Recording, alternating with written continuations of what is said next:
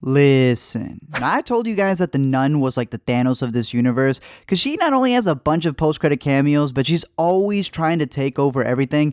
And I was right. In my opinion, the film is full of a lot of nonsense, so to me it was still a stream it better than Annabelle, but I don't think it hurts the franchise, which I still think is pretty interesting, like I covered in my recap video right here, especially with how everything is connected.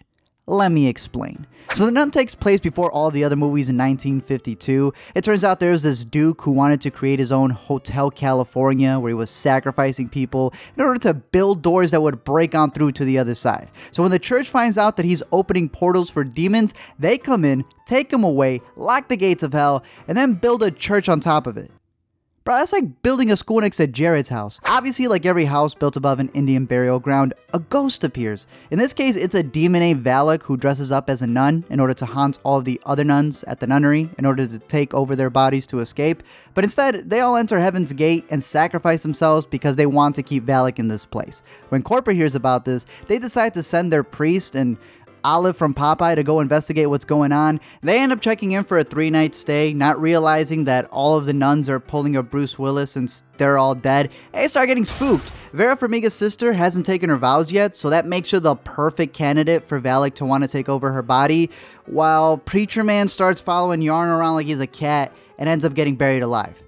Now let me say, these ghosts must have a membership at Lowe's because that grass grew back fast. At this point, they start taking it seriously, right? Frenchie, who's been helping them out since he was the guy who found the nun bodies, starts walking around with a cross bigger than Jim Caviezel's. Preacher Man pulls out his holy water squirt gun, and Irene puts on her super suit looking like a tampon ready to soak in evil spirits. But remember, I had said in my past video that it's no coincidence that both actresses are sisters in real life, because everything's connected. That picture in Annabelle Creation that we saw, it's here in the lodging. In The Conjuring 2, there was all these Easter eggs about Valak with its name written out. You see the name written on a license plate in this one. So seeing that they have the Ouroboros sign, which pretty much means that everything's gonna come full circle, you have to consider that in this movie, the main nun is the heirloom to Romania. So Valak wanting to be in this bloodline, it just leads me to believe that he eventually goes after Lorraine because she's also a part of this lineage.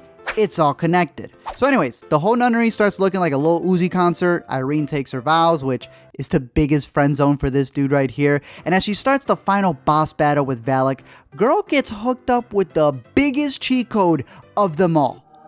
The blood of Jesus. That's why Valak, the defiler, the profane, mother of dragons, Julio Ricardo Montoya de la Rosa Ramirez, decides to dunk this hoe in the water, who somehow is able to swallow the vial that has the blood of Jesus while she's underwater, holding her breath, and then pops out to spit it out and give Valak the facial of death. Girl, with lungs like that, are you sure you want to be a nun? Everything seems to be fine and dandy until you remember that, The Conjuring 3 is in production for 2019, and they reveal that Frenchie is actually the same dude they mentioned in the first scene of the first Conjuring. They pretty much show you the scene back and just CGI him in, and they tell you that he's this guy named Maurice, explaining that the same way that Annabelle used a Marco Polo girl to eventually get back into the doll, Valak got into Frenchie to pretty much use him as a host so it would eventually get to Lorraine, cause they're all connected. No doubt we're barely halfway through all of these Conjuring movies and there's going to be way more to come. They're all going to be connected. They all have really interesting Easter eggs. But if you're one of those people who get freaked out, just remember that The Nun has one of the lamest theme songs of all time. Because it sounds like a dude at the dentist.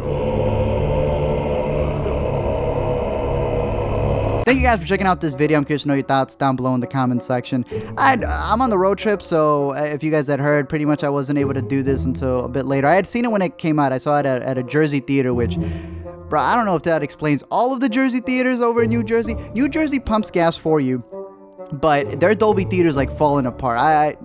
It was one of the worst theaters I've ever been to in my life, and y'all gave me some tickets over there, so that money needs to go straight to that. But I'm curious to know your thoughts on this one. Like I said, a bunch of other videos that are going to be coming out. Hashtag the 10 coming soon as well. But let me know your thoughts about this one. Don't forget to comment, like, and subscribe, and I'll send you the blood of Jesus for 3 easy payments of $3.16.